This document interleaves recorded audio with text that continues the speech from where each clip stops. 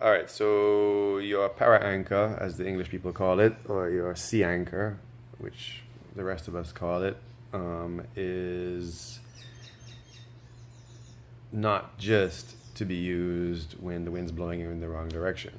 It seems, for some strange reason, that the sea anchor is part of the requirements of your boat, um, and they're very specific about how it's set up with extremely long lines and extremely long trip lines and all the rest of it. But it's not used and not described um, as being used for man overboards.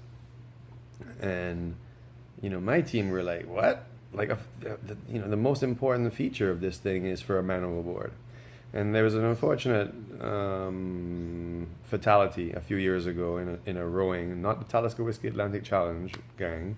I think it was an independent row, where somebody fell overboard and they threw over all kinds of stuff, but somehow, I mean, from my understanding, they didn't use the power anchor. Now, one of the reasons that they may not have used the power anchor is because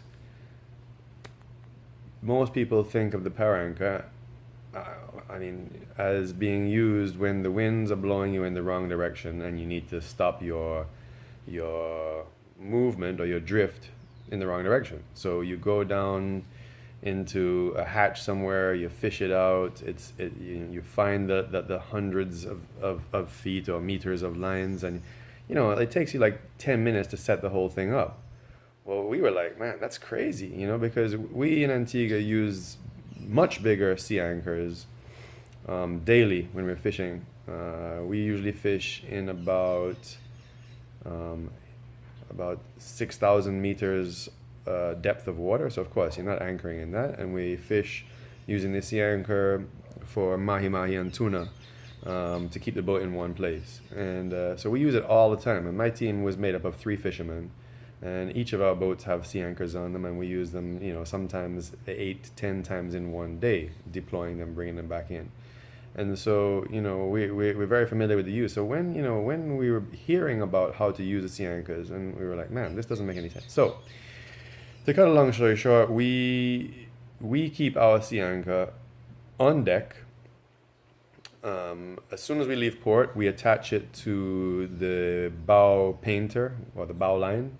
So you have a very short line going from the bow just to the cabin, and it's shackled onto the sea anchor. And then you attach a very thin line to the trip section, so the top section of the sea anchor. So, when it's deployed, you're able to get it back in. So, of course, we're all required to be strapped with our harnesses to the boat at all times. But, getting in and out of the cabin in extreme conditions can be dangerous. Somebody theoretically can go overboard.